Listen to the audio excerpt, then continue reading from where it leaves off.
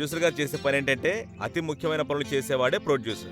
అదేంటి? అదే ప్రొడ్యూసర్. డబ్బు గురించి తెలుసు కదా మ్మ్. నువ్వెలా తయారయ్యావు. You're right. ప్రొడక్షన్ బాయ్స్ కూడా అలాగే, ఓకే. డైరెక్షన్ చేసేవాళ్ళు అంతే, మ్మ్. కాస్ట్యూమ్ డిజైన్ చేసేవాళ్ళు, అలాగే మేకప్ చేసేవాళ్ళు, మూవీకి ప్రొడ్యూస్ చేసేవాళ్ళు, ఆర్టిస్టులుగా నటించేవాళ్ళు అందరూ దీనికోసమే పనిచేస్తారు. అందుకనే ప్రొడ్యూసర్ సరే, అవ్వాలి అయితే అంటారు. నాకు ఫస్ట్ గా నాకు కెమెరామ్యాన్ ని మీట్ చేయించండి. ఆ ఓకే. తర్వాత నేను మేకప్ మ్యాన్ ని మీట్ చేయాలి. నువ్వు హీరోయిన్ అవుతావా? అయితే నేను చేస్తానులే. ఓకే.